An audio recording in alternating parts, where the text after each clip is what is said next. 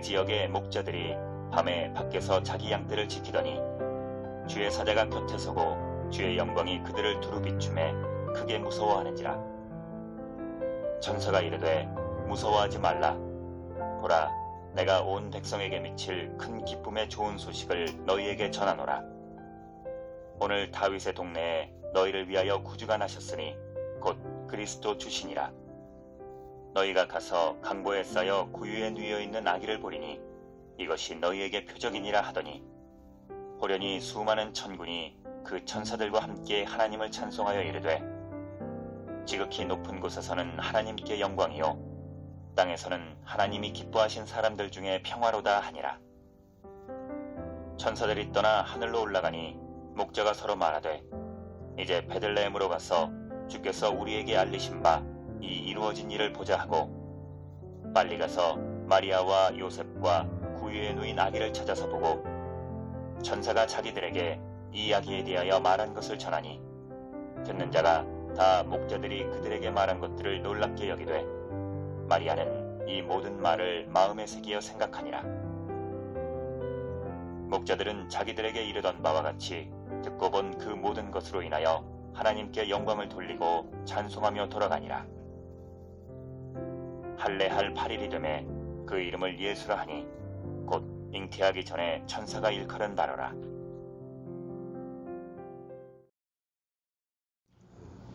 우리 오늘 아기로 오신 예수님을 탄생을 축하하며 경배하는 복되고 기쁜 날입니다. 우리 앞뒤 좌우에 계신 성도님들께 간단하게 그냥 메리 크리스마스 이거 하나면 끝이거든요. 메리 크리스마스 하고 한번 인사해 볼까요? 같이 옆에 보신 분께 다음으로서 메리 크리스마스, 메리 크리스마스. 기쁘고 복된 성탄절, 우리 주님이 오신 날 아기로 오신 예수님을 바라보며 은혜 가득한 귀한 시간 오늘 하루가 또 되시길 바랍니다. 이 아기들은 참 귀엽습니다. 아기는 사랑스럽고 안아주고 싶고 또 모든 아기들은 또 다 예쁘고 귀해요. 사람뿐만 아니라 동물도 아기 때는 귀여워요.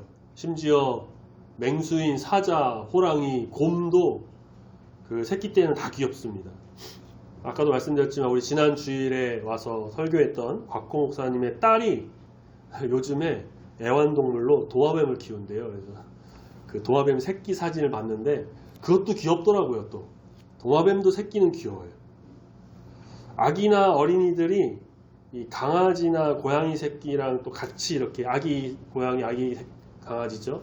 이렇게 막 같이 놀고 하는 그런 영상을 가끔 보면은 그 아기를 대하는 또 동물들의 모습이나 또 동물과 친밀하게 대하는 아기의 모습이 정말 사랑스럽고 예뻐요.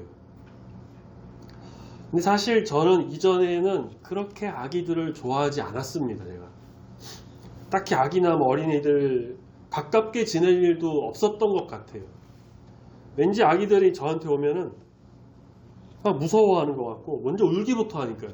그러니까 저를 무서워하는 것 같고 덩달아 저도 아기들을 좀 무서워하게 되더라고요. 좀 거리감을 두게 되고 그렇게 좋아하지 않았던 것 같습니다. 오죽했으면 부교육자 전도사 이렇게 사역할 때 유초동부 유치부 사역은 지원하지도 않고요. 피하고 저는 중고동부나 청년부 사역을 주로 했었습니다. 물론 유초동부 사역을 중간에 목사님이 해라 라고 해서 한 적이 있긴 한데 정말 힘들었던 기억이 있어요. 정말 힘들었어요. 신대원 동기들은 아기들을 막 좋아해서 유치부나 유초동부 사역만 하기도 하는 그런 동기들도 있었는데 저는 좀 그렇지가 않더라고요. 그러다가 이제 아기들을 좀 좋아하게 되는 계기가 생겼는데 그것은 저희 아이들을 좀 만나면서부터였습니다. 직접 보고 키우고 아기에 대한 마음이 달라지고 지금은 또 지나가는 어떤 유모차나 아기들만 보면 이렇게 막 눈길이 가고요. 저희 아이 또래 아이들 또 보면은 이렇게 저도 모르게 쳐다보고 이렇게 그러게 됩니다. 아기들을 이렇게 무서워하지도 않는 것 같아요. 지금은. 자, 어쨌든 아기들은 다 소중하고 사랑스럽고 예쁘죠. 그리고 보살핌이 필요합니다. 아직 완전하지 못한 상태이기 때문이에요. 아기 막 귀엽다고 막 들어 올리고 막 흔들고 돌리고 그러면요. 아기의 그 뇌가 흔들려서 위험할 수도 있다고 해요. 또 아기 귀엽다고 막 뽀뽀하는 분들도 계시다고 하는데 그것도 되도록이면 안 하시는 게 좋다고 해요. 제가 예전인가 뉴스를 봤는데 어떤 어른이 아기 귀엽다고 막 뽀뽀했는데 그 어른에 있던 병원균이 아기에게 옮겨가지고 면역력 약한 아기가 결국 숨지는 사고가 있었다라고도 합니다. 그러니까 아기는 작고 소중하고 보살핌이 필요하고요. 잘 대해줘야 돼요. 내 아기, 우리 가정의 아기뿐만 아니고요. 모든 아기에게 우리가 다 그렇게 대해야 되죠. 간혹 어린이집이나 유치원 혹은 가정의 아기 돌보미 이런 학대 그런 것들을 보면은 정말 분노를 일으키곤 하죠. 우리 예수님께서 아기로 태어나셨을 때 어떤 모습이셨을지 어떠하셨을지 궁금합니다. 성경 외에는 우리가 알 수 있는 것이 사실 많지 않습니다. 예수님 몇 킬로그램으로 태어났을까요? 몸무게가. 예수님의 그 아기들 태어나면은 보통 이제 뭐 신장이나 몸무게 재는데 머리 둘레도 재거든요.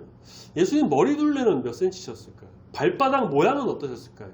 요즘에 발바닥 사진도 찍는데 탯줄은 어떻게 자르고 어떤 보살핌을 받으셨을까? 아기 시절, 어린아이 시절, 유년기 어떻게 보내는지 우리는 예수님의 이 어린 시절을 모두를 다 속속들이 알 수는 없습니다. 하지만 또 알 수도 있어요.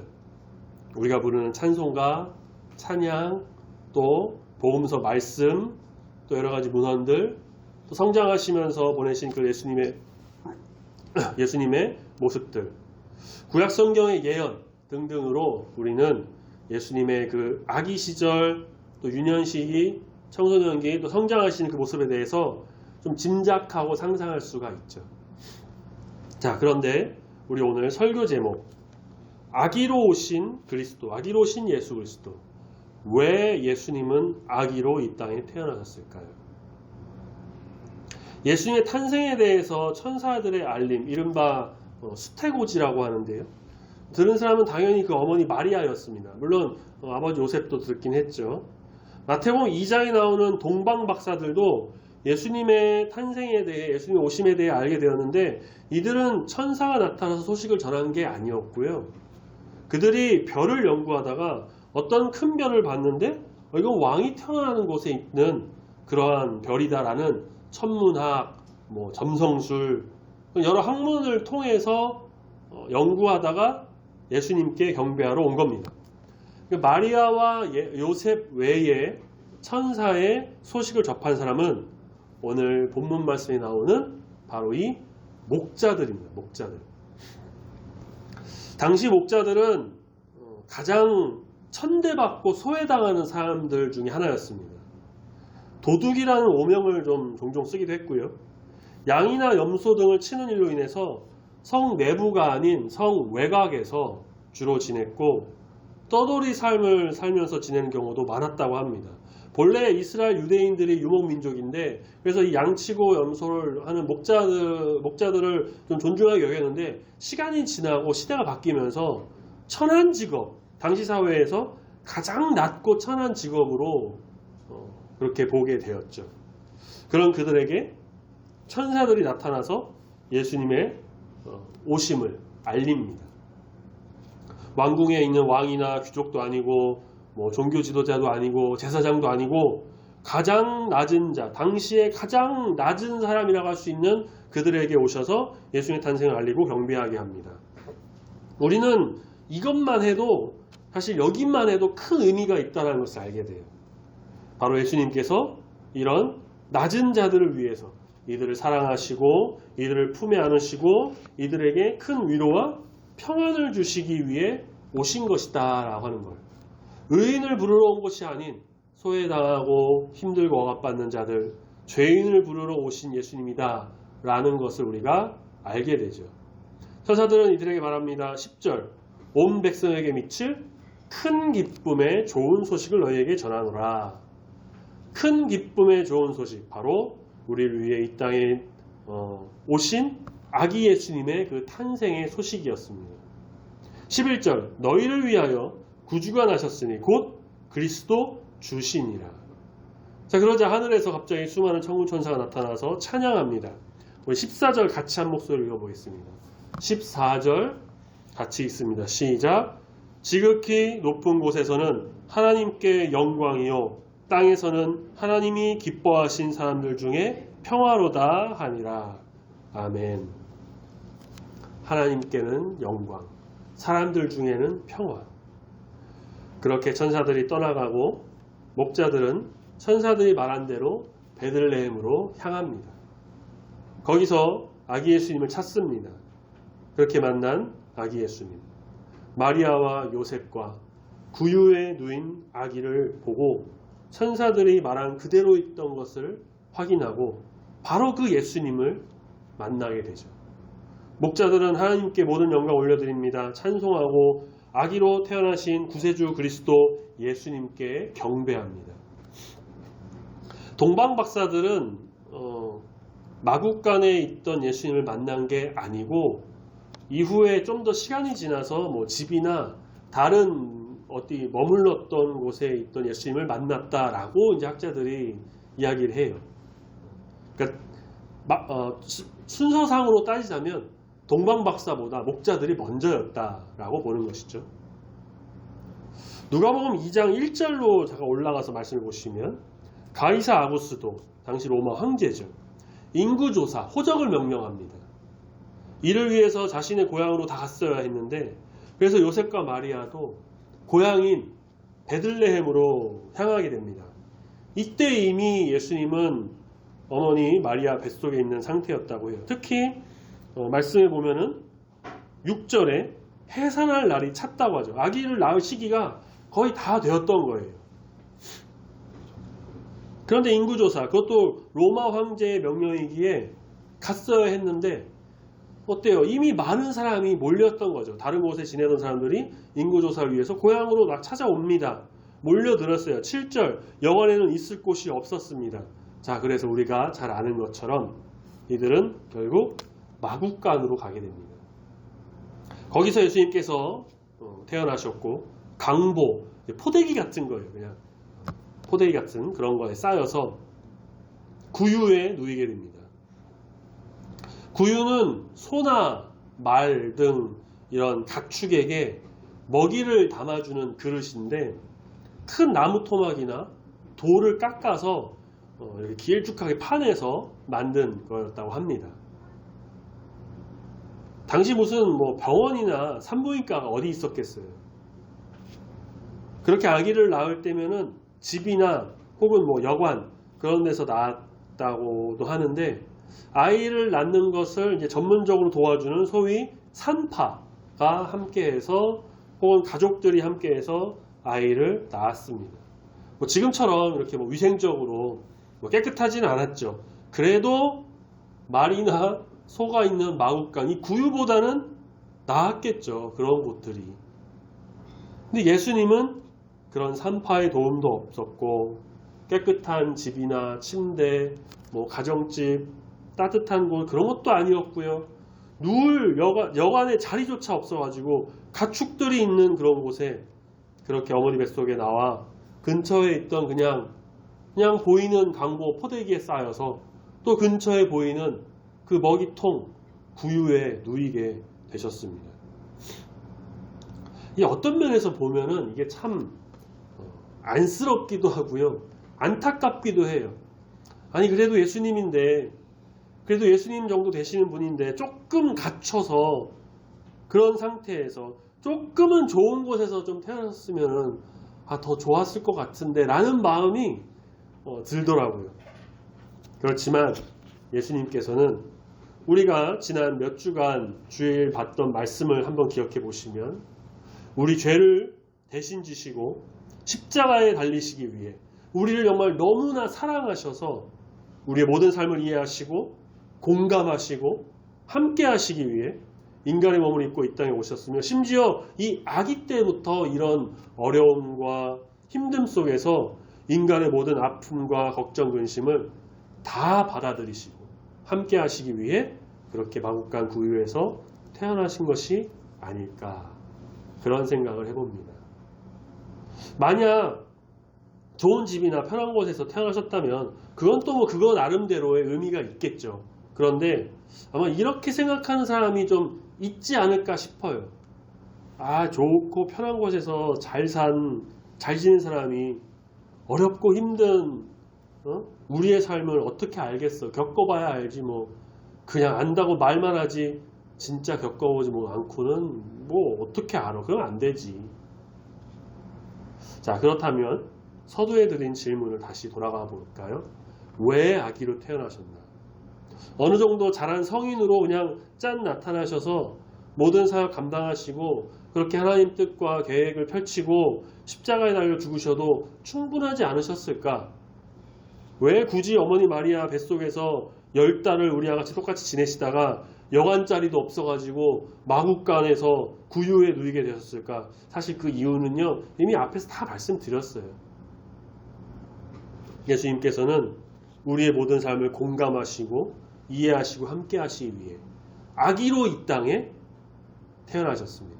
어른이 돼서 그냥 나타나셨다면 어렸을 때의 그런 어떤 삶, 생활, 그런 마음, 생각, 그 모든 것을 다 공감하시고 이해하실 수 있으실까? 물론 예수님은 전능하신 분이시고 신이시기 때문에 설령 그 모든 것을 이해하실 수 있는 분이다 라고 하더라도요, 사람들이 봤을 때는 느낌이 다르죠. 이 역시도 앞에 이미 말씀드렸어요. 경험해보지도 않은 사람이 뭘 알아? 이럴 수도 있겠죠. 그런 사람들까지 생각하시는 것이 있으셨겠지만, 자, 궁극적으로는 인간의 모든 삶을 이해하시고 다 품으시기 위해서 그렇게 아기로 오셔서 갓난아기의 시절, 유년기, 청소년기 다 그렇게 똑같이 보내신 것입니다. 잠깐 우리가 부르는 찬송가를 한번 살펴볼까요? 우리는 이 찬송가를 그냥 아무 생각 없이 부르면 안 돼요. 그 찬송가 가사 속에도 정말 깊은 의미가 담겨 있고 우리가 알아야 할 진리가 포함되어 있습니다. 우리 책갈피, 본문 말씀 책갈피를 하시고 108장을 한번 보실까요? 찬송가 108장. 찬송가 108장. 우리가 다 잘 아는 찬송입니다.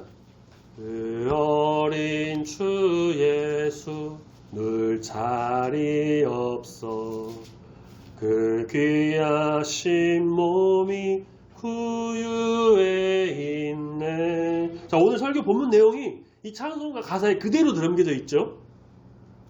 2절에 저 육축 소리에 아기 잠 깨나 그 순하신 예수 우시지 않네. 예수님 우셨을까요? 우시지 않으셨을까요? 우리가 알 수는 없죠. 말씀에 나오진 않아요. 근데 말씀에 또 적어도 예수님 우셨다라는 기록은 없기에 어쩌면 이 찬송가를 또 만든 사람들, 가사를 적은 사람들, 순하시고 온전하신 예수님께서는 그 구유에서도 그 마국간 육축, 가축이 많은 소, 말 있는 곳에서도 실내 아닌 실외에서도 얌전히 가만히 누워 계셨던 거 아닐까. 3절 주 예수 내 곁에 가까이 계셔 그 한없는 사랑을 베푸시고 온 세상 아기를 다 품어주사 주 품 안에 안겨 살게 하소서. 이 3절 마지막 가사에 아기로 태어나신 결정적 이유가 하나가 드러납니다. 그 모든 아기를, 그 모든 인류를, 그 모든 사람을 그 사랑으로 다 품으시고 안으시고 모든 걸 감싸주시려고 그렇게 이 땅에 아기로 오셨습니다. 그 밖에 우리가 부르는 이 찬송가의 가사에는요, 예수님의 탄생, 특히 아기로 오신 예수님의 그 심오한 진리가 많이 담겨 있어요. 우리가 고요한 밤 거룩한 밤도 그렇고요, 111장, 112장, 뒤에 가서 116장, 119장, 이 성탄절과 관련된 찬송가, 우리가 이미 앞서 불렀던 126장, 122장도 그렇고요, 이제 또 설교 후에 부를 115장, 모든 이 찬송가에는 정말 아기로 오신 예수님의 그 진리가 가사 속에 잘 담겨져 있어요. 그래서 우리는 찬송가 부를 때도요, 물론 하나님을 경배하고 예수님을 성축하고 높이 올려드리는 그 마음으로 경배와 찬양으로 찬송가를 부르는 건 당연하지만 이 찬송가도 절대 그냥 쓰여진 게 아니기 때문에 이 가사를 잘 묵상하면서 그 뜻을 바라보며 부르는 것이 우리에게는 있어야 할 겁니다. 이렇게 예수님께서 아기로 이 땅에 오셨습니다. 어떤 성화를 봤는데요, 가운데에 이제 구유에 누인 아기 예수님이 딱 있어요. 그리고 양 옆에 요셉과 마리아가 있고 그 앞에는 동방박사들이 두고 간 황금 유향 몰약이 있습니다. 주변에는 목자들이 아기를 보고 있어요. 물론 이제 순서, 아까 말씀드린 순서상으로 목자가 먼저지만 그 이제 화가는 그냥 다 담기 위해서 그렇게 그렸던 것 같아요. 그렇게 세 가지 예물이 있고 목자들이 뒤에서 다 이렇게 예수님을 보고 있고, 물론 장소는 마구간입니다. 마구간이니까 뒤편에는 막 소, 말, 양 뭐 그런 것들이 이렇게 있는데 그 그림을 보면 전혀 위협적이지 않고요. 그냥 가만히 가운데 계신 예수님을 바라보는 듯한 그런 동물들, 가축들의 모습이 그림에 담겨져 있어요. 아마 그림을 그린 작가는 이 동물들도 온 세상의 죄를 짊어지고 가시는 이 아기 예수님의 탄생을 바라보면서 축하하고 경배하고 있던 건 아니었을까 라는 생각으로 그렇게 그렸던 것이 아닐까라는 생각을 또 해봅니다. 그렇습니다. 예수님께서는 그렇게 우리를 위해, 우리의 모든 것을 감싸주시고 안아주시기 위해, 우리의 죄를 위해 이 땅에 오셨습니다.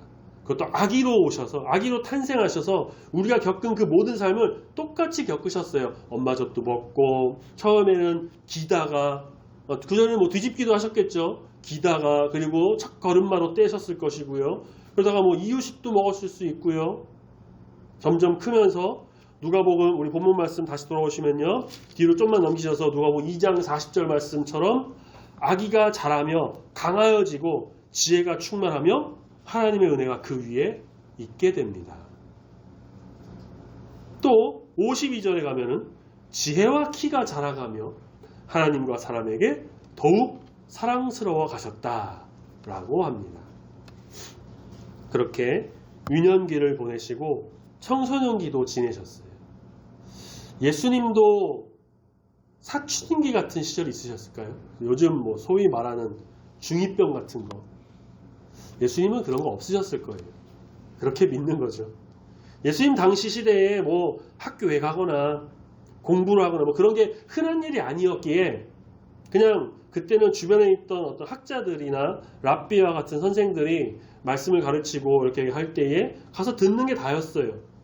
주로 아버지의 직업을 이어서 맏아들이 물려받아서 했기 때문에 예수님은 목수의 일을 배우셨을 겁니다. 그렇게 청년기 시기를 보내시고 요셉, 아버지 요셉은 먼저 여의고 어머니를 또 보살피고 동생들과 또 함께 시간을 보내고 보통의 사람들과 같은 그런 보통의 삶을 사셨습니다.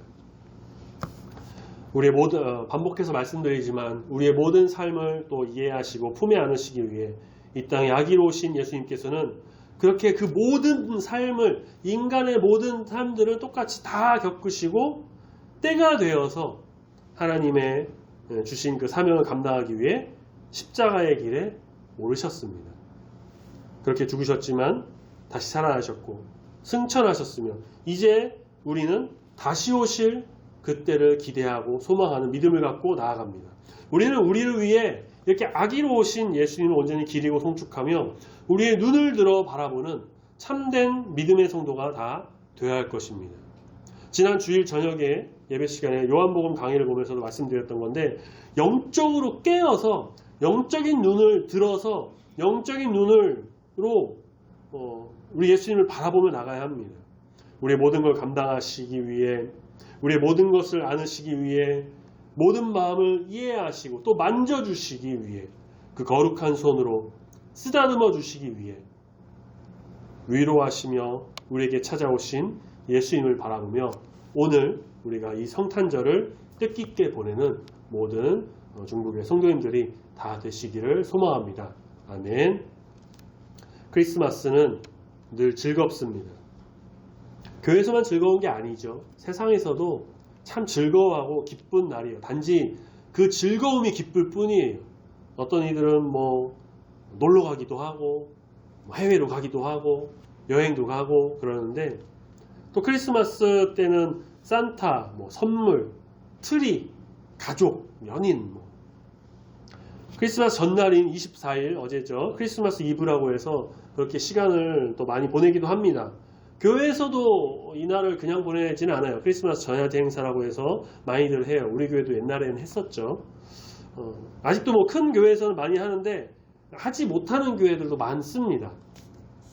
주로 크리스마스 이브 이렇게 24일 전야제 행사로 주일학교 아이들, 청소년부, 중고등부, 청년부, 전교인이 모여서 축하 행사를 하는데, 한편에서는 또 그런 말도 있어요. 그 행사가 정말 예수님을 탄생을 축하하기 위해서 그런 것이냐, 아니면 아이들 뽐내기 대회, 장기자랑하고 자기들끼리 좋다고 하는 연례 행사에 불과한 것이냐, 이런저런 말들도 아직까지는 계속 나오지만, 어쨌든 예수님의 탄생을 바라보며 예수님의 이 땅에 오심을 정말 축하하며 나가는 그 의미가 있다면 그것만으로도 충분히 좋은 시간이라고 생각합니다. 우리는 거기서 더 나아가 이 땅에 우리를 위해 아기로 오신 예수님을 경배하고 오직 주님을 위해 우리의 모든 것을 다 드리는 귀한 삶을 사는 주의 성도가 되어야 할 것입니다. 세상에서는 세상적인 즐거움으로 이 크리스마스를 보내지만 교회와 성도는 나의 즐거움, 세상 즐거움이 아닌 하나님의 즐거움, 하나님의 기쁨, 예수 탄생의 기쁨, 예수 오심의 기쁨, 그리고 그 기쁨과 즐거움을 인해서 우리 마음은 또 풍성해지고 기쁨의 복된 소식을 온누리에 전하는 우리 모두가 되어야 할 것입니다. 우리만 간직하고 우리만 좋아하고 우리만 기뻐하는 것을 그치는 게 아니고요. 천사가 말한 것처럼 온 백성에게 미칠 큰 기쁨의 좋은 소식을 이 세상에 전하는 자가 우리는 되어야 한다는 것이죠. 아기로 오신 예수님의 의미를 깊이 되새기고 우리를 위해 오신 주님을 송축하며 예수님의 이름을 높이 올려드리는 거룩한 주의 자녀, 참되고 아름다운 우리 모든 성도님들이 다 되시기를 소망합니다. 아멘. 하나님의 크신 사랑이 오늘 이 크리스마스 복된 성탄절을 보내는 우리 모든 성도님들 가운데 충만히 임하기를 아기로 오신 이 땅에 오신 예수님의 이름으로 축원합니다. 아멘. 같이 기도하겠습니다.